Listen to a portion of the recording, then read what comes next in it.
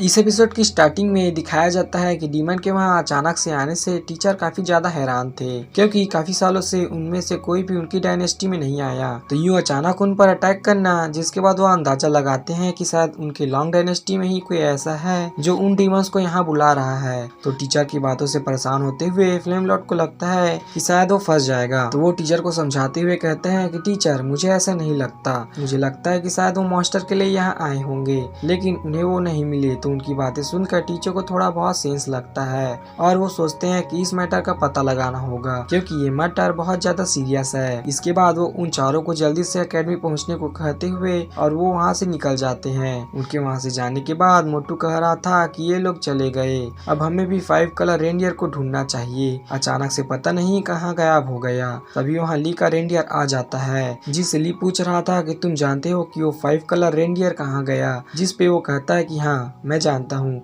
वो कहाँ है, उन्होंने मुझे ही तुम्हें यहाँ लेने के लिए भेजा है। तो यह सुनने के बाद ली और उसकी टीम उसके साथ जाने के लिए रेडी हो जाती है, जिस पे वो कहता है कि बाकी सबको आने के लिए मना करो, अकेले तुम्हें ही बुलाया है। इसके लिए सब मान जाते हैं और ली उसके पीछे पीछे चलते हुए उससे पूछ रहा था कि आखिर उसने मुझे ही क्यों बुलाया है और ये जगह इतनी मिस्टीरियस क्यों है। जिस पे डियर कहता है कि वो 5 कलर डियर क्लाइन का गॉड है। तो जाहिर सी बात है कि हर किसी को गॉड के दर्शन नहीं होते हैं। तो यह सुन के ली कहता है कि बात तो सही है, जैसे उसे यहाँ काफी अमेजिंग ऑरा फील हो रहा है। तभी जैसे ही वह गुफा में एंटर करने वाला होता है, उस पर अटैक हो जाता है और ये अटैक और किसी ने नहीं बल्कि उस 5 कलर रेंडियर ने ही किया था। तो ली के पूछने पर कि उस डियर ने ऐसा क्यों किया, तो वो 5 कलर रेंडियर कहता है कि मैंने तुम्हारे थॉट को फील किया, वो काफी ज्यादा इविल है, अगर दोबारा ऐसा गलत ख्याल आया तो मैं तुम्हें जान से मार दूंगा।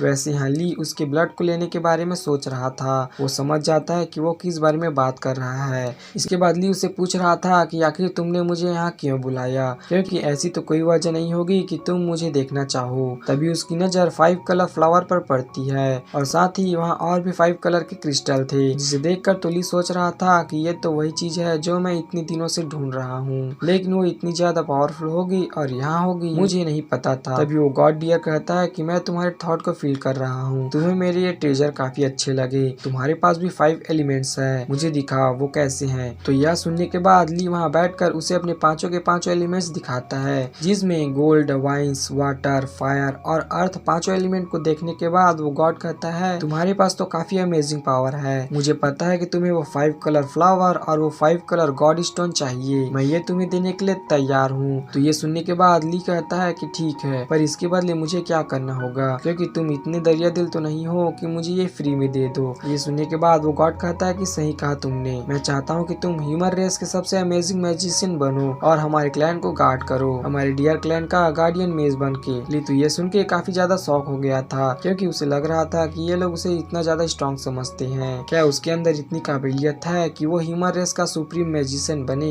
इस पे ली का डियर का कहना था कि मैं काफी सालों से इसे देख रहा हूँ, ये प्रैक्टिस करके काफी स्लोली यहाँ तक की स्ट्रेंथ तक पहुँचा है और सुप्रीम बनने में तो काफी सारी मेहनत लगेगी, तो मुझे नहीं लगता कि ली इस काबिल है। तो ये सुनने के बाद वो गॉड रेंडियर कहता है कि हर किसी में 5 एलिमेंट्स की पावर नहीं होती, ये गॉड गिफ्टेड एलिमेंट्स है जो तुम्हें मिले हैं, पर तुम प्रॉमिस करो तुम फ्यूचर में बहुत ज्यादा मेहनत करोगे और उस लेवल को अचीव करोगे तो हम तुम्हारी हेल्प करेंगे, पर अगर तुम्हें खुद पर भरोसा नहीं है तो फिर तुम यहाँ से जा सकते हो। तो यह सुन के ली कहता है कि नहीं, मुझे खुद पे बहुत ज्यादा कॉन्फिडेंस है, लेकिन तुम ऐसे जल्दी में मुझे नहीं कह सकते, क्योंकि मुझे इसके लिए बहुत सारे वक्त की जरूरत है, हो सकता है मुझे 100 साल लग जाए। तो ये सुन के वो रेंडियर कहता है कि ठीक है, फिर हम कॉन्ट्रैक्ट कर लेते हैं, जिसके बारे में तो ली को कुछ नहीं पता था। तो वो पूछता है कि किस तरीके का कॉन्ट्रैक्ट। तो गॉड डियर कहता है कि इक्विलिटी का कॉन्ट्रैक्ट। तो ली कहता है कि क्या तुम मुझे खुद के साथ बांध के रखना चाहते हो, तुम्हें मुझ पर भरोसा नहीं। तो यह सुनने के बाद वो गॉड डियर उसे क्लियर करते हुए कहता है कि जिस भी क्रिएचर के अंदर 5 एलिमेंट्स होती है उसके पास काफी ज्यादा पावर होती है, इसलिए तुम मुझे कभी हरा नहीं सकते, लेकिन मैं तुम्हें काफी इजीली हरा दूंगा। तो फ्यूचर में ऐसी नौबत ना आए कि हम एक दूसरे के खिलाफ हो, इसलिए हम इक्वालिटी का कॉन्ट्रैक्ट करेंगे, जिसमें जैसे ही तुम्हारी पावर मेरी इक्वल हो जाएगी हम एक दूसरे को इक्वली ट्रीट करेंगे, जैसे तुम्हें मेरी हेल्प की जरूरत होगी तो मैं आ जाऊंगा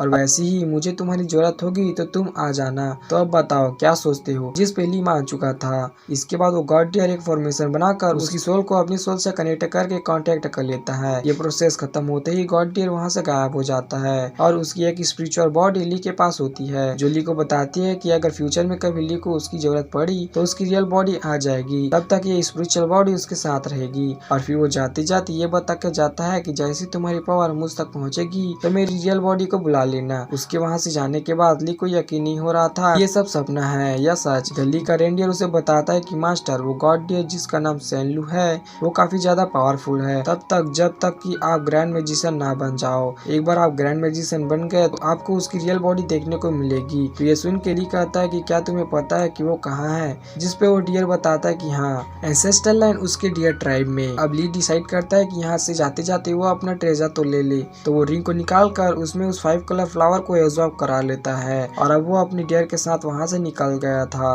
अब हमें उन सभी को एकेडमी के बाहर दिखाया जाता है, जहाँ पहुँचने के बाद लिली काफी ज्यादा खुश थी और वोली से कहती है कि उसे हॉस्पिटल जाना होगा। वो उन सभी को राम राम बोलकर वहाँ से निकल जाती है। लिली के जाने के बाद सीनियर को भी मार्शल एकेडमी जाना था तो वो भी वहाँ से चला जाता है। मोटो को भी मैजिकल कोर्ट जाना था तो वो भी वहाँ से निकल जाता है। अब ली सोच रहा था कि उसे भी घर चले जाना चाहिए। अब ली भी चला जाता है और यहीं के साथ ये एपिसोड खत्म हो जाता है। तो वीडियो कैसी लगी, वीडियो पसंद आई हो तो वीडियो को लाइक करके चैनल को सब्सक्राइब कर देना। तो मिलते हैं कौन इंटरेस्टिंग वीडियो के साथ, तब तक के लिए जय महाकाल।